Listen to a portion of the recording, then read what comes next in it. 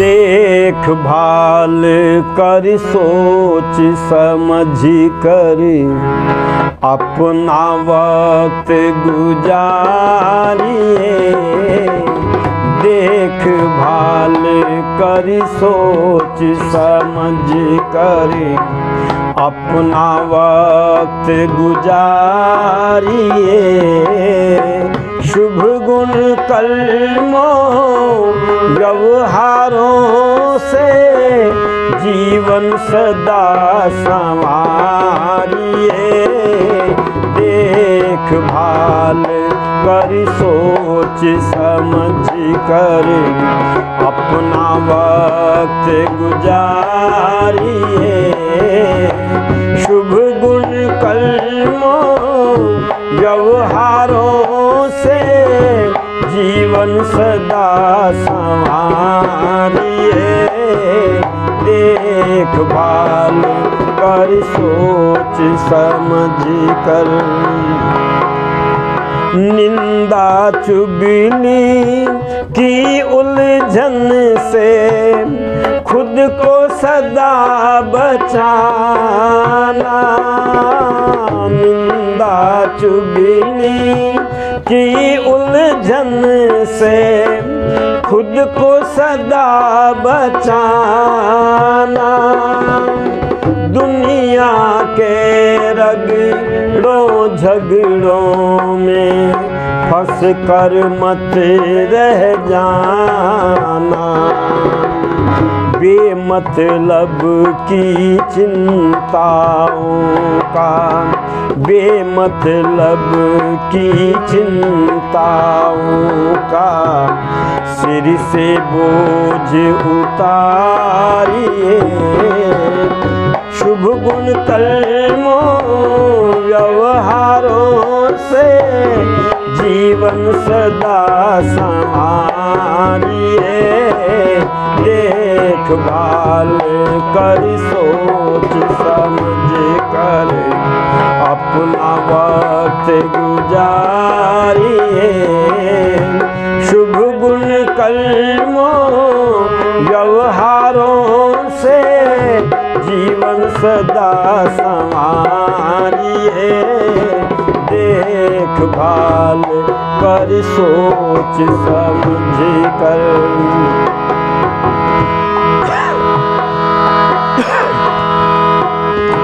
ऐसे बोले बोल की मानो अमृत ही बरसा हो। ऐसे बोले बोल की मानो अमृत ही बरसा हो। बाहर वालों से भी हर व्यवहार सदा घर सा हो। मुख से निकले वचन बाद में मुख से निकले वचन बाद में पहले उन्हें विचारिए। शुभ गुण कर्मों व्यवहारों से जीवन सदा संवारिए। देख भाल कर सोच समझ कर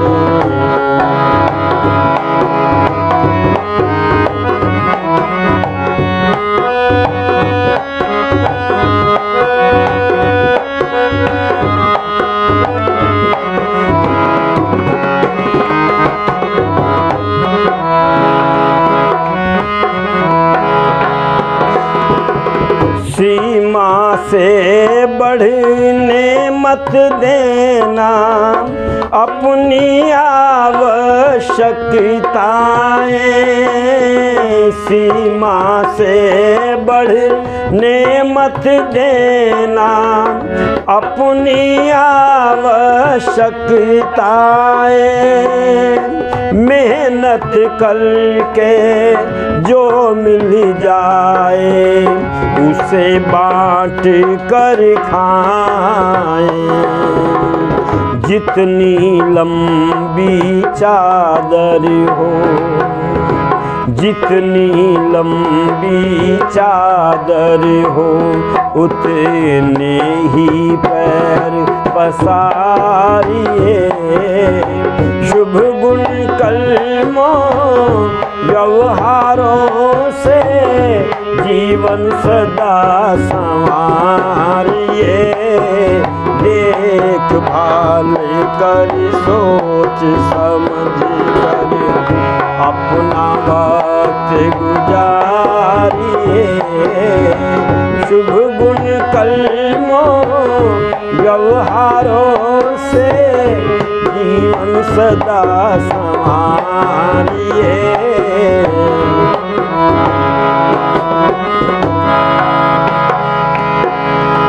जीत हार तो हर मानव के जीवन में आती है। जीत हार तो हर मानव के जीवन में आती है। ठोकर खाकर दिल वालों की हिम्मत बढ़ जाती है। मंजिल तुम्हें जरूर मिलेगी, मंजिल तुम्हें जरूर मिलेगी। पथिक न हिम्मत हारिए। शुभ गुण कर्मों व्यवहारों से जीवन सदा संवारिए। देखभाल कर सोच समझ कर। अभी मैंने गीत आपके सामने रखा, देखभाल कर सोच समझ कर अपना वक्त गुजारिए। क्योंकि मैंने कल चर्चा की थी, स्वामी दयानंद जी महाराज ने सत्य को 3 जगह प्रयोग किया। सत्य मानना, सत्य बोलना और सत्य करना। सदा सत्य बोलो, ये तो महात्मा गांधी जी ने भी कहा, पर ऋषि दयानंद कहते नहीं, प्रत्येक काम को बहुत सोच विचार करके सत्य असत्य का निर्णय करके करना चाहिए। और आर्य समाज का 5वां नियम लिखते हैं, सब काम धर्मानुसार अर्थात सत्य और असत्य को विचार करके करने चाहिए। देखो, ऋषियों की भाषा में और साधारण मनुष्य की सोच में बड़ा अंतर होता है। साधारण लोगों ने 2 विचार प्रस्तुत किए। कुछ विद्वानों ने कहा, कल करे सो आज कर, आज करे सो अब। पल में प्रलय होएगी, फिर करेगा कब। विद्वानों का मत है किसी भी कार्य को जल्दी से जल्दी कर देना चाहिए, पर जरा विचार करके देखना चाहिए, काम को जल्दी करें या देर में करें, ये सिद्धांत सत्य है या असत्य है। तो इसमें महाभारत में एक घटना मिलती है। महाराज युधिष्ठिर के पास में एक ब्राह्मण आया दान लेने के लिए, और उसने आकर के कहा, महाराज मुझे कुछ धन चाहिए, कुछ दान चाहिए, मेरे सामने कुछ समस्या आ गई है। वैसे यहाँ का ब्राह्मण मांगता नहीं था, यहाँ का ब्राह्मण तो दान देता था। मांगना लोगों ने कह दिया कि ब्राह्मण मांगता होता, ब्राह्मण मांगने वाला नहीं होता था। पर कभी कभी मजबूरी बड़े बड़े सेठों को भी आ जाती है। अच्छा, सेठ भी लोन लेकर के फैक्ट्री बनाते हैं कि नहीं बनाते? अब ये लोन लेना क्या है, मांगना ही तो है। बड़े बड़े सेठ भी मांगते हैं। कभी कभी ब्राह्मण को भी हाथ फैलाने की आवश्यकता पड़ जाती है, जैसी आजकल की स्थिति चल रही है। पर जरा विचार करना, यहाँ का ब्राह्मण मांगने वाला नहीं होता था, पर ब्राह्मण ने जाकर के युधिष्ठिर जी से कहा, महाराज मुझे कुछ दान चाहिए। तो युधिष्ठिर जी ने कह दिया, आज नहीं कल को आना। ये विचारने लगे, कल तो कभी आनी नहीं है। लगता है युधिष्ठिर दान देना नहीं चाहते और वापस निराश होकर के जाने लगे। रास्ते में भीम मिले और भीम ने ब्राह्मण के चेहरे को देखा और कहते हैं, हे ब्राह्मण, ब्राह्मण तो वह होता है जो सुख और दुख दोनों को एक समान समझता है, समत्व योग को सिद्ध कर लेता है। तुम ईश्वर के भक्त होकर के तुम्हारे चेहरे पर उदासी दिखाई दे रही है, कारण क्या है बताओ तो सही। प्रभु पर जिनका अटल विश्वास, होते नहीं हैं वो जग में निराश, होते नहीं हैं वो जग में निराश। प्रभु पर जिनका अटल विश्वास, होते नहीं हैं वो जग में निराश, होते नहीं हैं वो जग में निराश। उनकी कृपा से तेरे जीवन में आए सदा खुशहाली, प्रभु की कृपा से तेरे जीवन में आए सदा खुशहाली। शीश झुका कर जो चाहेगा बनकर एक सवाली, पूरी होंगी तेरी शुभ आस, होते नहीं हैं वो जग में निराश, होते नहीं हैं वो जग में निराश। पर ध्यान रखना, संसार में जिसको तुम अपना समझ रहे हो ये जरूर नहीं है वो तुम्हारा हो। मैंने कहा था ये सब कुछ तुम परमात्मा का मान करके चलोगे, तुम्हारे जीवन में सुख आना प्रारंभ हो जाएगा। जो कुछ जग में अपना समझा तेरा नहीं होना है, जो कुछ जग में अपना समझा तेरा नहीं होना है। काल चक्र में खो जाएगा फिर दिल का कोना है, कुछ दिन का है तेरा निवास, होते नहीं हैं वो जग में निराश, होते नहीं हैं वो जग में निराश। प्रभु पर जिनका अटल विश्वास, होते नहीं हैं वो जग में निराश। और कभी उदासी आए, कभी निराशा आए जीवन में, तो परमात्मा के सामने अपनी निराशा को प्रकट करना। डूब के भक्ति सागर में तेरी मिट जाएगी उदासी, डूब के भक्ति सागर में तेरी मिट जाएगी उदासी। प्यास बुझा ले सदियों से है आत्मा तेरी प्यासी, जीवन तेरा हो मधुमास, होते नहीं हैं वो जग में निराश, होते नहीं हैं वो जग में निराश। प्रभु पर जिनका अटल विश्वास, होते नहीं हैं वो जग में निराश। और ध्यान रखना, जो कुछ हम सुख और दुख प्राप्त कर रहे हैं ये किसी और का दिया नहीं है, तेरे अपने कर्मों का है तेरा ही मन दर्पण, तेरे अपने कर्मों का है तेरा ही मन दर्पण। त्यागी बन कर तू भी कर दे सब कुछ प्रभु के अर्पण।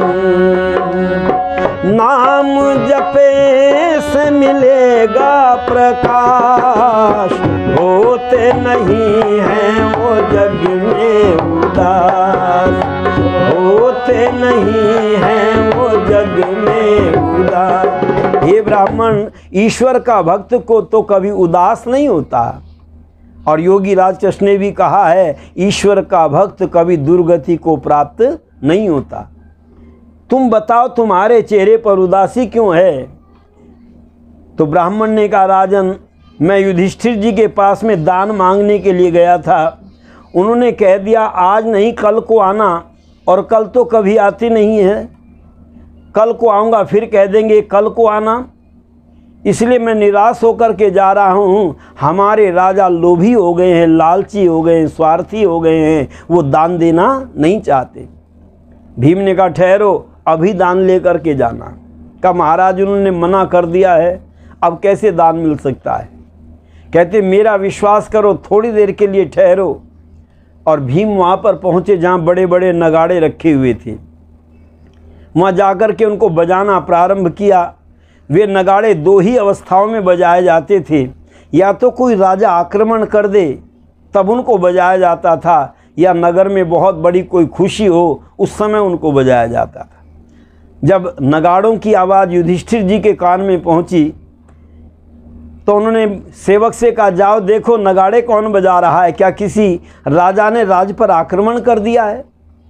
सेवक ने जाकर के देखा तो भीम बजा रहे हैं। कि महाराज भीम बजा रहे हैं। भीम को बुलाया और बुला करके पूछा, हे भीम, क्या किसी राजा ने हमारे ऊपर आक्रमण कर दिया है? तो भीम ने कहा महाराज अर्जुन जैसे धनुर्धर के होते हुए किसकी हिम्मत है जो हमारे राज पर आक्रमण कर दे? तो क्या कोई खुशी है तुम्हें? कहते हैं हाँ आज मुझे बहुत बड़ी खुशी है। पूछा किस बात की खुशी है? तो भीम ने कहा राजन, मेरे भ्राता युधिष्ठिर जी ने मृत्यु पर विजय प्राप्त कर ली है, इससे बड़ी और खुशी कौन सी हो सकती है? युधिष्ठिर कहते मैंने मृत्यु पर विजय प्राप्त कर ली? मैंने किससे कहा? मुझे तो एक क्षण का भी पता नहीं है। कहते राजन आपने ब्राह्मण से कहा है आप कल को दान ले जाना, तो आपको विश्वास है कल तक तो आप जीवित ही रहेंगे, कल तक तो आपको मृत्यु आएगी ही नहीं। और महाराज आप भूल गए, वेद में कहा है ओम अश्वत्थे निषदनम पर्णे वस्तिष्कृता, तुम कल तक रहोगे या नहीं रहोगे, क्या तुम्हें विश्वास है? और कहते हैं पीपल के पत्ते ऊपर तेरा ठौर ठिकाना है, ना जाने किस वक्त टूट कर मिट्टी में मिल जाना है। पीपल के पत्ते ऊपर तेरा ठौर ठिकाना है, ना जाने किस वक्त टूट कर मिट्टी में मिल जाना है, ना जाने किस वक्त टूट कर मिट्टी में मिल जाना। पका हुआ खरबूजा जैसे स्वयं छोड़ दे डाली को, ऐसे ही तुम छोड़ के जाना इस दुनिया मत वाली को। मृत्यु का बंधन कट जाए, मृत्यु का बंधन कट जाए, अमृत पद को पाना है, ना जाने किस वक्त टूट कर मिट्टी में मिल जाना है, ना जाने किस वक्त टूट कर मिट्टी में मिल जाना है। हंसना गाना मौज मनाना, खाना पीना सोना है, नियत समय तक इन सब से संबंध सभी का होना है। अंत काल के महाकाल में ही हर हाल समाना है, ना जाने किस वक्त टूट कर मिट्टी में मिल जाना है। ना जाने किस वक्त टूट कर मिट्टी में मिल जाना। और महाराज ये शरीर हमेशा रहने वाला नहीं है, ये काया तो भस्म बनेगी, आखिर इसका अंत यही है। अग्नि वायु जल सभी छोड़ दे, वेद ने सच्ची बात कही है। पथिक सिमर ले ओम नाम को, गर सच्चा सुख पाना है। ना जाने किस वक्त टूट कर मिट्टी में मिल जाना है। ना जाने किस वक्त टूट कर मिट्टी में मिल जाना। राजन आप कह रहे हो कल को दान ले जाना, तुम्हें पता है कल को तुम्हें फुर्सत मिल जाएगी? और भीम ने कहा कल तुम्हें फुर्सत न मिली तो क्या करोगे? कल तुम्हें फुर्सत न मिली तो क्या करोगे? इतनी मोहलत न मिली तो क्या करोगे? आज कहते हो कल दान करेंगे और कल को आंखें ही न खुली तो क्या करोगे?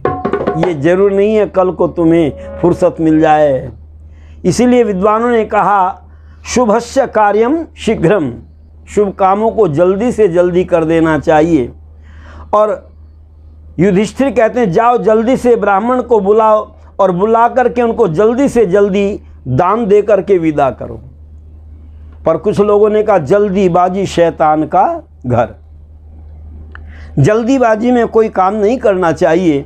तो इन्होंने भी एक दोहा बनाया, आज करे सो कल कर, कल करे सो परसों, ऐसी जल्दी क्या पड़ी अभी जीना है बरसों। पर जरा इसको भी इतिहास की कसौटी पर कस करके देखें। जिस समय भारवी ससुराल में गायों को चरा रहे थे, 8 वर्ष गाय चराते चराते हो गए। एक दिन उनकी पत्नी ने आकर के कहा पतिदेव एक पर्व आ रहा है, अब मेरे वस्त्र फट चुके हैं, आभूषण टूट चुके हैं, श्रृंगार का सामान समाप्त हो गया है, क्या मैं विधवाओं का जीवन बिताऊं? मेरे लिए कुछ व्यवस्था करो। भारवी कहते हैं देवी अब तक मैं गुरुकुल में पढ़ा, मैंने कोई पैसा नहीं कमाया। उसके बाद मेरा विवाह हो गया, विवाह होने के बाद तुम्हारे यहाँ पर आ गया गाय चराने के लिए, यहाँ भी फ्री सर्विस चल रही है, यहाँ भी कोई पैसा नहीं लेता, तो मैं तुम्हारा खर्च कहाँ से पूरा करूँ? पर मैंने ये सुना है विद्या जो होती है वो अर्थकरी होती है, मैं आज परीक्षण करके देखूंगा विद्या से धन कैसे प्राप्त किया जाता है। और उन्होंने एक श्लोक लिखा और श्लोक लिख करके अपनी पत्नी से कहा देखो देवी ये श्लोक ले जाओ और ये ऐसे परिवार में जा कर के बेच करके आना जहाँ कोई मूर्ख न हो। आप कहेंगे मूर्ख किसको कहते हैं? कुछ लोग सोचते हैं अनपढ़ व्यक्ति मूर्ख होता है, पढ़ा लिखा व्यक्ति समझदार होता है। पर ऋषियों ने अनपढ़ और पढ़े लिखे को मूर्ख नहीं माना। ऋषियों ने तो कहा जो कुछ न जाने और कोई समझाए तो उसकी न माने, उसका नाम मूर्ख है। और आज ये मूर्खता संसार में बहुत बढ़ रही है। मैं तो कहा करता हूँ 2 प्रकार के मूर्ख होते हैं। एक साधारण मूर्ख होता है, साधारण मूर्ख वो होता है जो पढ़ा लिखा तो नहीं है, उससे कोई गलती हो जाए तो लोग कह देते चलो कोई बात नहीं भाई अनपढ़ आदमी है। पर एक पढ़ा लिखा है, सिगरेट की डिब्बी पर लिखा है सिगरेट पीना स्वास्थ्य के लिए हानिकारक है और फिर भी पी रहा है, तो बताओ इसको समझदार कहोगे या मूर्ख कहोगे? ये रजिस्टर्ड मूर्ख है। पता चलता है हम सत्य को जानने का और मानने का प्रयत्न करें तो कहा देवी ऐसे परिवार में जाना जहाँ कोई मूर्ख व्यक्ति न हो और जहाँ कोई निर्धन न हो। गरीब परिवार में इस श्लोक को बेचने के लिए मत जाना, क्योंकि निर्धन व्यक्ति भी विद्या की कीमत को नहीं जानता और मूर्ख व्यक्ति भी विद्या की कीमत को नहीं जानता। इसलिए तुम ऐसे परिवार में जाओ। अब ये गई, एक शीला नाम की सेठानी थी, वहाँ जाकर के कहा माता जी मैं ये श्लोक बेचना चाहती हूँ। शीला नाम की सेठानी ने श्लोक को पढ़ा और पढ़ कर के विचार करने लगी तो बहुत अच्छा श्लोक है। कहा बहन मेरे पास इस समय ज़्यादा पैसे तो नहीं हैं, क्योंकि मेरे पति विदेश में व्यापार करने के लिए गए हुए हैं, पता नहीं कितने दिनों में आए, मुझे भी अपने खर्च को चलाना है। एक काम करो मेरे पास में केवल 5,000 रुपये रखे हैं, ये ले जाओ। और मैं फिर कुछ दूंगी, और 5,000 रुपये में उस श्लोक को खरीद लिया। अब देखो, जो विद्या की कीमत को जानता है, एक श्लोक की कीमत कितनी दी? 5,000 रुपया। और आज हम कहते हैं भाई साहब लोग सत्यार्थ प्रकाश पढ़ो, केवल 50 रुपये का है। तो लोग कहते हैं बड़ा महंगा है जी, इतना महंगा कैसे खरीद लें। आज लोग सत्यार्थ प्रकाश को 50 रुपये के सत्यार्थ प्रकाश को लेते हुए डरते हैं और कहते हैं हम बहुत पैसे वाले हैं, बहुत मालदार हैं। अरे वो 5,000 केवल एक श्लोक के दे दिए और उस श्लोक को शीशे में जड़वा करके अपने कमरे में लगा दिया। 12 वर्ष के बाद उनके पति देव आए व्यापार करने के बाद, और जब घर में प्रवेश करते हैं तो देखा लख दृश्य हैरान हुआ, क्या मेरी सेठानी है, राज करती जो दिल पर मेरे, क्या वही मेरी रानी है। लख दृश्य हैरान हुआ, क्या मेरी सेठानी है, राज करती जो दिल पर मेरे, क्या वही मेरी रानी है।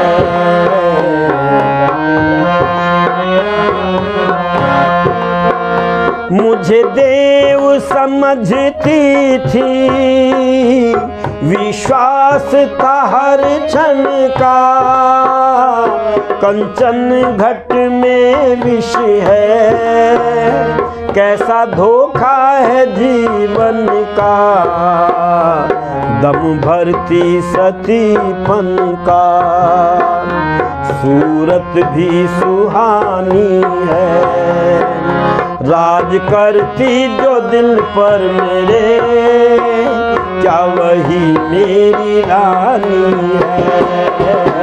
लख दृश्य हैरान हुआ, क्या मेरी सेठानी है।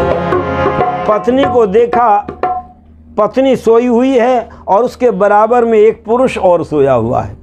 संशय हो गया और विद्वानों ने कहा संशयात्म बुद्धि विनश्यति। जब संशय हो जाता है तो बुद्धि का विनाश हो जाता है। विचार करने लगे ये कौन है बराबर में जो लेटा हुआ है। तलवार उठाई कि मैं इन दोनों को जीवित नहीं छोड़ूंगा, इनको जान से मार दूंगा। पर जो ही तलवार घुमा कर के मारना चाहते थे वो तलवार ऊपर उस फोटो में लगी और श्लोक नीचे गिरा।